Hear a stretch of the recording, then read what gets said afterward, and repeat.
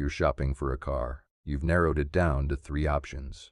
One costs $28,000. One costs $45,000. One costs $62,000. They're all mid-size SUVs. They all look safe. They all have airbags and crumple zones and electronic stability control. The expensive one has more airbags, more cameras, more driver assist features. It must be safer, right? You get what you pay for, right? Wrong. The $28,000 SUV scored higher in crash testing than the $62,000 one, not by a little, by a full rating tier. The cheap one earned a top safety pick plus, the highest award available. The expensive one got a basic good rating with a marginal score in one critical test. The $28,000 vehicle will protect your family better in a crash than the vehicle that costs more than double. This happens constantly, and it happens because most people assume that expensive means safe, that bigger means safer, and that more features means more protection. None of these assumptions are reliably true. The actual safety of a vehicle is determined by its structural engineering, how it manages crash energy, how it protects the occupant space, and how its restraint systems work together, not by its price tag, its size, or its feature list. 2 organizations test and rate vehicle safety in the United States, NHTSA and IIH. Their tests are different, their ratings are different, and understanding both is the key to picking the safest car on any budget. The National Highway Traffic Safety Administration is the federal agency responsible for vehicle safety regulation. NHTSA conducts its own crash tests through the New Car Assessment Program, NCAP, which has been rating vehicles since 1979. These are the familiar 1 to 5-star ratings you see on window stickers at the dealership. NHTSA conducts 3 main crash tests. Frontal crash. The vehicle is driven into a rigid barrier at 35 miles per hour, full width, meaning the entire front of the car hits the wall simultaneously. This simulates a head-on collision between 2 vehicles of similar weight traveling at the same speed. The test measures forces on the driver and front passenger using instrumented crash test dummies. Sensors in the dummies record head acceleration, chest compression, femur load, and other injury metrics. The results are translated into a star rating, 5 stars being the best, 1 being the worst. Side crash. A 3,015-pound moving barrier, shaped to simulate the front end of a vehicle, strikes the test vehicle's driver's side at 38.5 miles per hour. This simulates a T-bone collision at an intersection, one of the most dangerous common crash configurations. Side impacts are particularly dangerous because there's much less structure between the occupant and the striking object compared to a frontal crash. The door, the B-pillar, and the side curtain airbag are the primary protection. The test measures injury risk to the driver and rear passenger on the struck side. NHTSA also conducts an updated side test using a heavier barrier, 4,180 pounds, at a higher speed to better represent modern vehicles, which have gotten larger and heavier over time. This updated test is more demanding and produces different results than the original. Rollover resistance. This isn't a crash test. It's a measurement of the vehicle's static stability factor, which predicts its likelihood of rolling over in a single vehicle crash. The measurement is based on the vehicle's track width, the distance between the left and right wheels, relative to its center of gravity height. Taller, narrower vehicles, like older SUVs, have higher rollover risk. Lower, wider vehicles have lower risk. The result is expressed as a star rating and as a percentage risk of rollover in a single vehicle crash. NHTSA's star ratings are straightforward but have a significant limitation: grade inflation. The tests haven't gotten more demanding at the same pace that vehicle safety has improved. As a result, the majority of modern vehicles score 4 or 5 stars across all NHTSA tests. When nearly everything gets 5 stars, the rating loses its ability to differentiate between good and great. A 5-star NHTSA rating tells you the car meets a high baseline of safety. It doesn't tell you whether it's one of the safest cars in its class or just adequate. The Insurance Institute for Highway Safety is a nonprofit funded by auto insurance companies. Their crash testing program is widely regarded as more rigorous, more discriminating, and more informative than NHTSA's. Where NHTSA gives stars, IIHS gives ratings of good, acceptable, marginal, or poor. and the difference between good and marginal can be dramatic. IHS conducts several crash tests that evaluate different aspects of crashworthiness. Moderate overlap front. The vehicle strikes a deformable barrier at 40 miles per hour, with 40% of the driver's side front overlapping the barrier. This simulates a frontal collision where only part of the car's front structure is engaged, forcing the crash energy through a smaller portion of the vehicle's structure. Many vehicles that perform well in full-width frontal tests struggle in overlap tests because the crash energy bypasses the main structural rails and loads the wheel, firewall, and A-pillar instead. Small overlap front, driver and passenger side. The vehicle strikes a rigid barrier at 40 miles per hour with only 25% of the front overlapping. This is the most demanding frontal crash test in the IIS lineup. A small overlap crash, like clipping a tree, a utility pole, or the corner of another vehicle, channels enormous energy through a tiny portion of the car's structure. Vehicles without specific engineering for this crash mode can experience severe intrusion into the passenger compartment, with the steering column and dashboard displaced toward the driver. The small overlap test was introduced in 2012 and immediately exposed significant weaknesses in many vehicles, including some expensive luxury models, that had scored well in all previous tests. It forced manufacturers to add structural reinforcements specifically designed to manage small overlap energy paths. And it's one of the primary reasons IHS ratings are considered more meaningful than NHTSA ratings. IHS also tests both the driver side and passenger side in small overlap because some vehicles are engineered to protect the driver but have weaker structure on the passenger side. A vehicle that scores good on the driver's side, small overlap but marginal on the passenger side, has a meaningful safety gap that the driver-only test wouldn't reveal. Side crash. Similar to NHTSA's side test, but using a heavier barrier, 4,180 pounds, at a higher speed and different angle to better represent the threat posed by modern SUVs and trucks. The IOHS side test is significantly more demanding than NHTSA's original side test and produces more differentiated results. Updated side test. IHS introduced an even more demanding side test in 2023, with a heavier barrier representing the heaviest vehicles on the road. This test has proven particularly challenging for smaller vehicles and has created a new dimension of safety differentiation. Roof strength. The vehicle's roof is subjected to a slowly increasing force applied to one side. The test measures how much force the roof can withstand before collapsing by a specified amount. A strong roof protects occupants during a rollover by maintaining survival space. A weak roof collapses into the passenger compartment, causing head and neck injuries. The good rating requires the roof to withstand at least 4 times the vehicle's weight before significant deformation. Some vehicles exceed 8 times their weight. Head restraint and seat tests. These evaluate whiplash protection in rear-end collisions by measuring how well the head restraint supports the occupant's head and neck during a rear impact. Good geometry. The head restraint is close to and aligned with the back of the head, prevents the neck from hyperextending during a rear-end crash. Pedestrian front crash prevention. IIHS evaluates the vehicle's automatic emergency braking system's ability to detect and avoid pedestrians in various scenarios.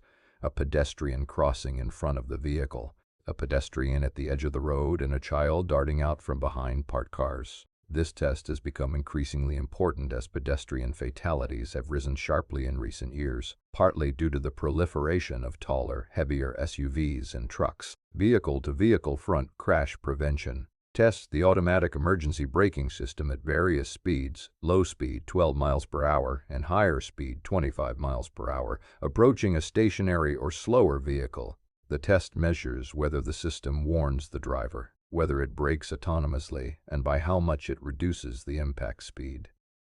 Headlights. IHS rates headlight systems on their visibility, distance, and glare to oncoming drivers. This was a groundbreaking addition to crash rating because poor headlights directly contribute to nighttime crashes. Nearly half of all traffic fatalities occur in the dark. IHS found enormous variation in headlight performance, even within the same model depending on trim level. The base model of a vehicle might have poor rated headlights while the top trim has good rated lights. Same car, dramatically different nighttime safety, based on which headlight package the buyer chose. 2HS awards 2 levels of recognition: Top Safety Pick, TSP, and Top Safety Pick Plus, TSP Plus. These are the gold standards of vehicle safety ratings, and they require a vehicle to perform well across the full range of tests. To earn Top Safety Pick, a vehicle must receive good ratings in all 6 crashworthiness evaluations: moderate overlap, both small overlap tests, side, updated side, and roof strength, good or acceptable ratings in head restraint tests, advanced or superior ratings in both pedestrian and vehicle front crash prevention, and good or acceptable headlight ratings on all available trim levels and configurations. To earn Top Safety Pick Plus, the requirements are the same but stricter. The vehicle needs good ratings in the headlight evaluation, not just acceptable, and must achieve the highest performance levels in crash prevention. The distinction between TSP and TSP Plus often comes down to headlights and crash prevention performance, not the crash tests themselves. 2 vehicles might perform identically in every crash test, but one earns TSP Plus because its headlights score good, while the other earns TSP because its base headlights score acceptable. This is a meaningful distinction for real-world safety. Better headlights prevent crashes, but it can be confusing for consumers who focus only on the crash test results. The most important safety concept in modern vehicle design is the crumple zone, and it's deeply counterintuitive. A safe car is not a car that doesn't crumple. A safe car is a car that crumples in precisely the right way. When 2 objects collide, the kinetic energy must go somewhere. In an old-fashioned rigid car built like a tank with no deformation, the energy is transferred directly to the occupants. The car stops instantly, and the people inside decelerate at an enormous rate. High deceleration means high forces on the body. High forces mean injuries and death. Modern vehicles are designed with a soft outer structure and a rigid inner structure. The front and rear of the car are engineered to crumple, to deform in a controlled, progressive manner that absorbs energy over time and distance. The longer the deformation takes, the lower the peak deceleration experienced by the occupants. It's the same principle as catching an egg. If you catch it with stiff hands, the sudden stop breaks the egg. If you catch it with soft hands that give with the impact, the egg survives. The crumple zone is the car's soft hands. The passenger compartment, the safety cell or survival space, is the rigid inner structure. It's built with high-strength steel, ultra-high-strength steel, and increasingly advanced high-strength alloys that resist deformation. The goal is to keep this compartment intact even when everything around it is crumpling. The occupants live in a box that doesn't collapse while the car around them absorbs the crash energy through controlled destruction. This engineering creates an apparent contradiction. A car with severe front-end damage after a crash may have actually performed exactly as designed. The crumpled metal is evidence of energy absorption. The intact passenger compartment is evidence of occupant protection. A car that looks destroyed but kept its passengers alive performed better than a car that looks less damaged but allowed intrusion into the occupant space. The material science involved is remarkable. Modern vehicles use a tailored patchwork of steel grades throughout the body structure.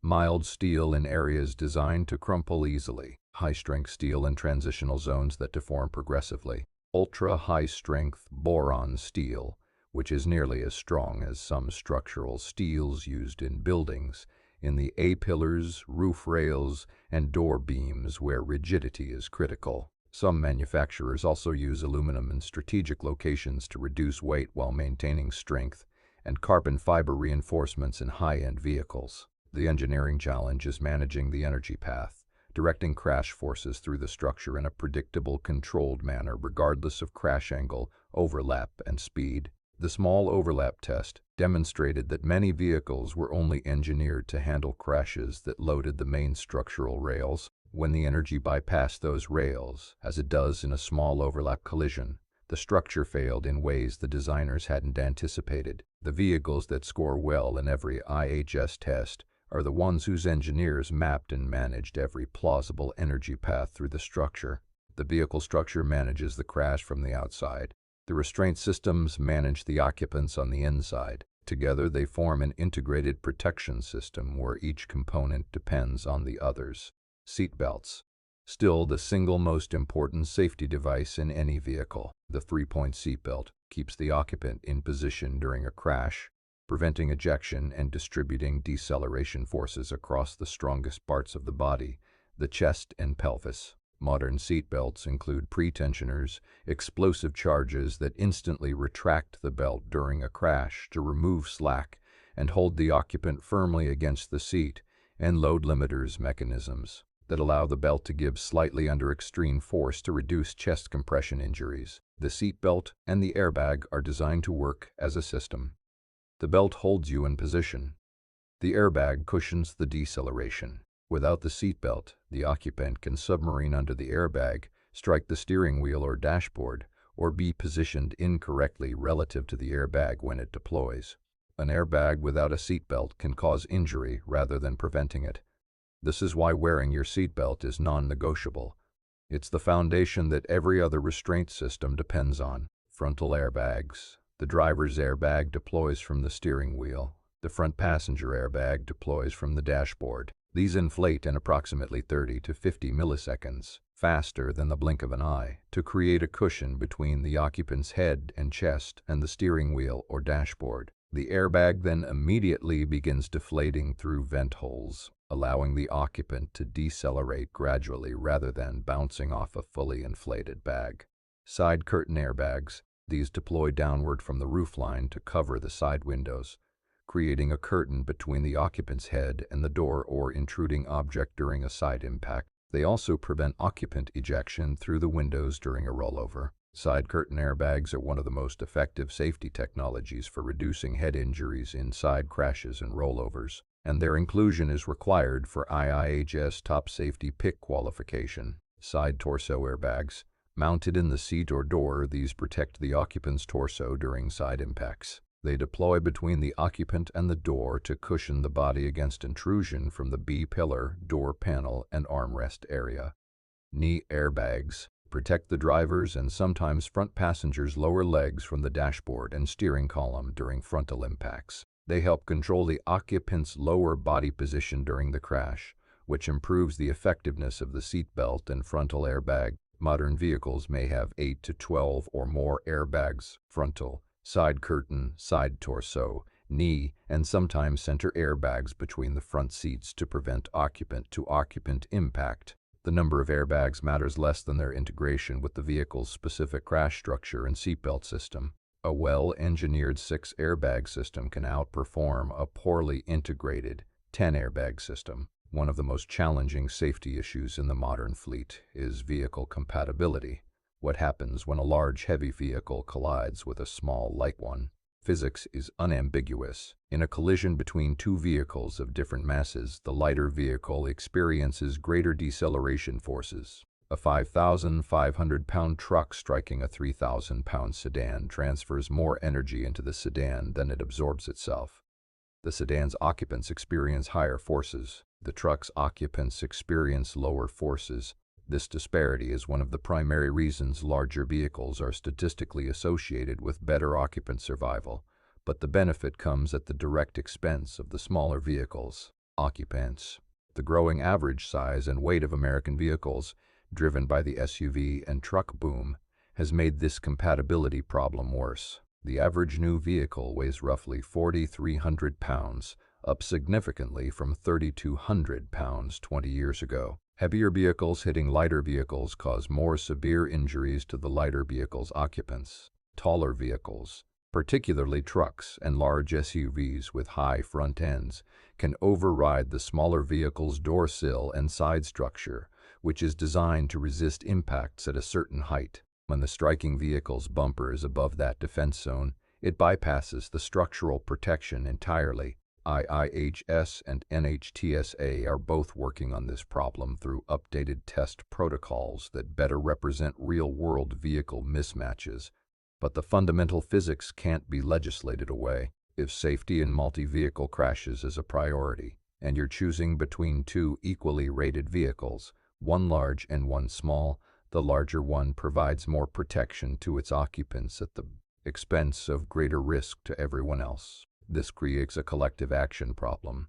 Everyone buys bigger vehicles for their own safety, which makes the roads more dangerous for smaller vehicles, which pushes more people to buy bigger vehicles. The cycle escalates. Pedestrians and cyclists, who have zero structural protection, bear the worst consequences of the escalation. The assumption that a more expensive car is a safer car seems logical but doesn't hold up to testing data. Here's why. Safety engineering is not correlated with price.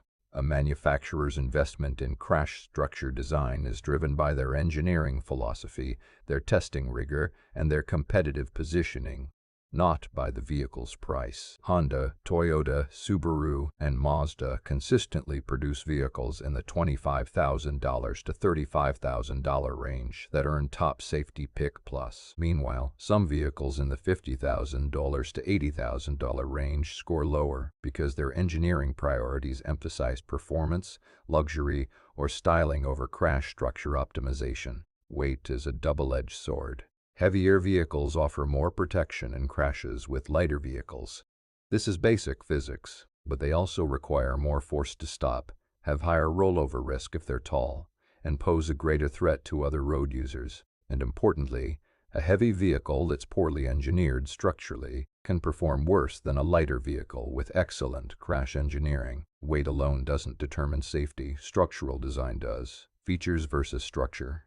A $60,000 vehicle might have more driver assist features, adaptive cruise control, lane centering, blind spot monitoring, rear cross traffic alert than a $30,000 vehicle. These features help prevent crashes, which is genuinely valuable. But if a crash does happen, the occupant's survival depends on the vehicle's structure and restraint systems, not on whether it had a 360-degree camera.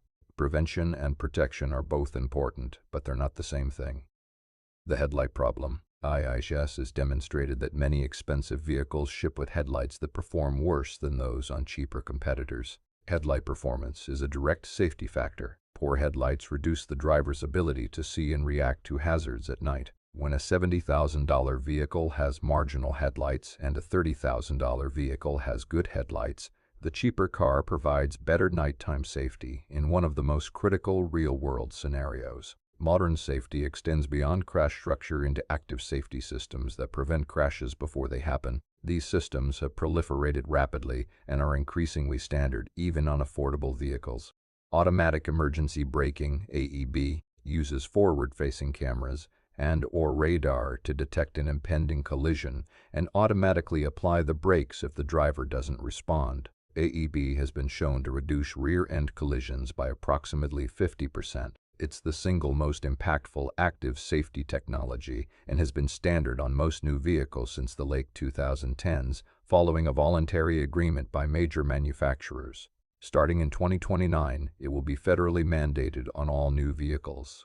Lane departure warning and lane keeping assist. Cameras monitor lane markings and alert the driver through visual, audible, or haptic warnings if the vehicle begins to drift out of its lane without a turn signal. Lane keeping assist goes further by applying gentle steering input to guide the vehicle back into its lane. These systems address the leading cause of fatal crashes, lane departure and head-on collisions.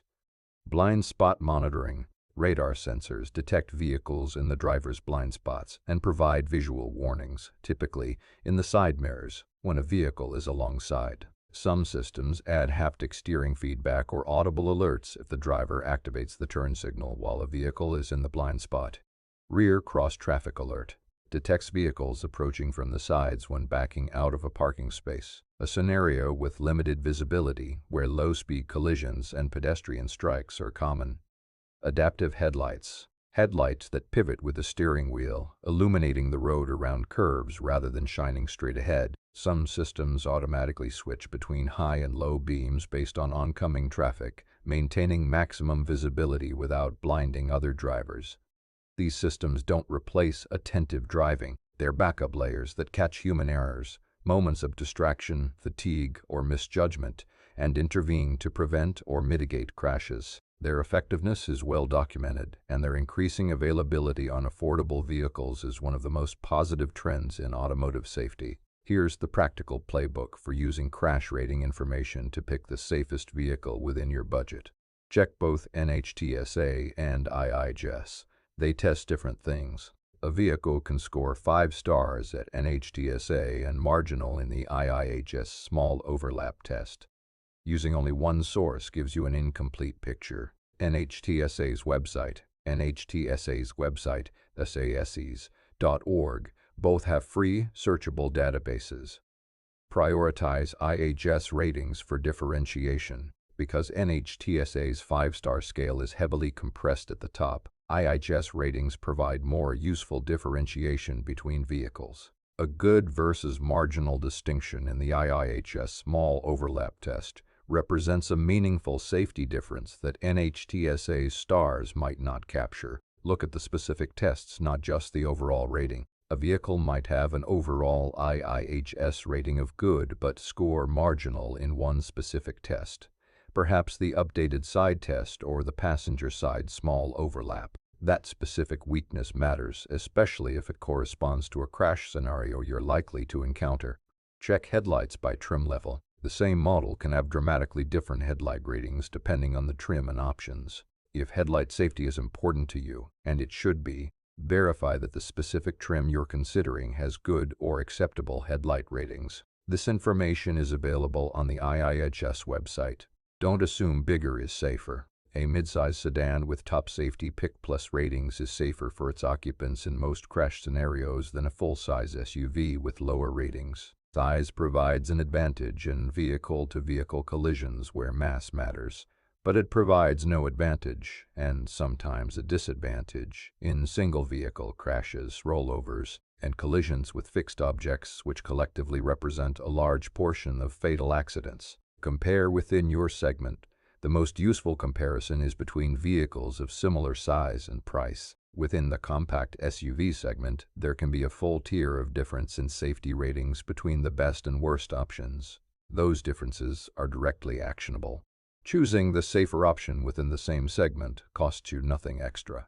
Crash tests are standardized, controlled, and repeatable. Real-world crashes are none of these things. The gap between test performance and real-world performance is important to understand. Tests use specific speeds, angles, and barriers. Real crashes happen at varying speeds, at infinite angles, involving objects of every shape, size, and rigidity.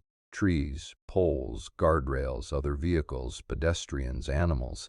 A vehicle that scores good in a 40 miles per hour moderate overlap test might behave differently in a 55 miles per hour collision with a concrete abutment at a slightly different angle. The tests represent common crash configurations, not every possible crash. This is why IIHS and NHTSA conduct multiple tests across different crash types: frontal, side, small overlap, rollover.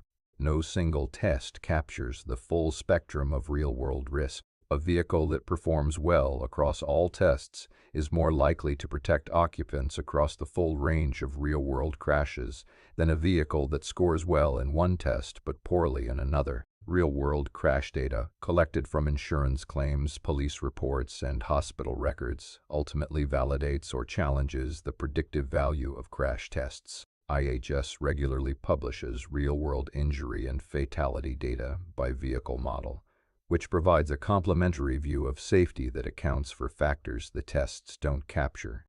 Driver demographics, road conditions, speed distributions, and seatbelt usage rates. When crash test ratings and real-world injury data agree. When a vehicle that scores well in tests also shows lower real-world injury rates, you can be confident that the vehicle is genuinely safe. When they disagree, it's worth investigating why. Sometimes the discrepancy is due to driver demographics. Sports cars have higher fatality rates, partly because their drivers drive more aggressively. Sometimes it's due to factors the tests don't capture.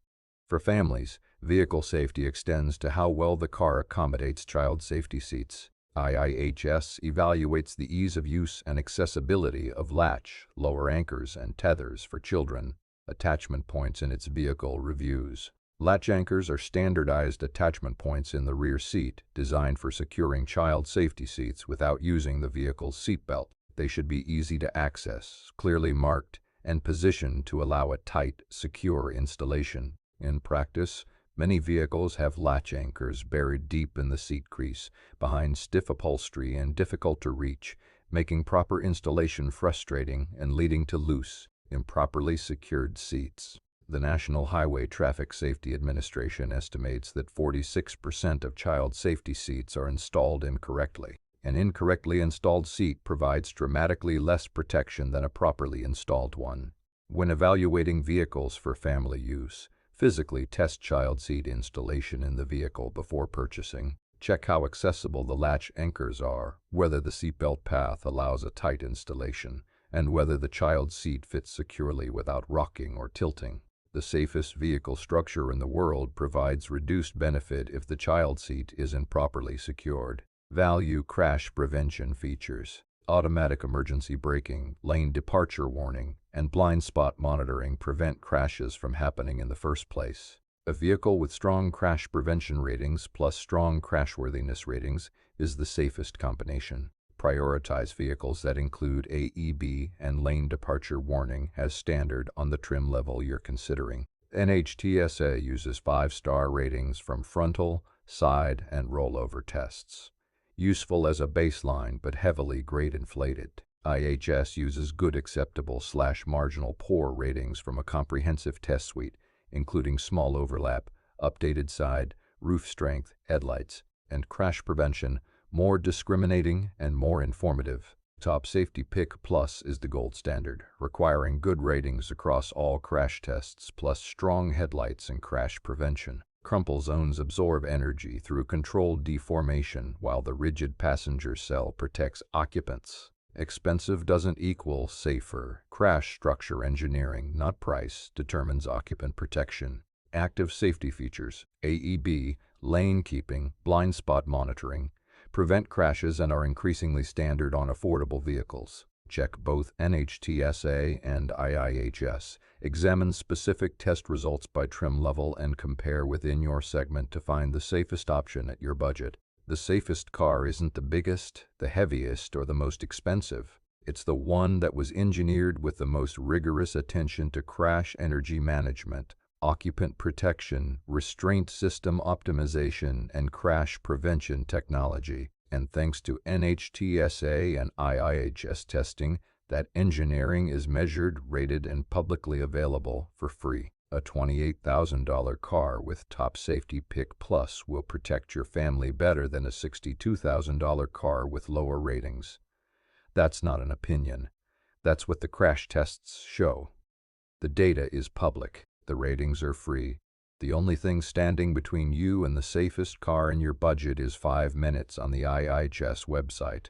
If this video changes how you shop for your next car or makes you check the rating on the car you're already driving, hit like, drop your car's make and model in the comments so we can look up the ratings together, and subscribe so you stop assuming expensive means safe and start buying based on engineering instead of price tags. Later.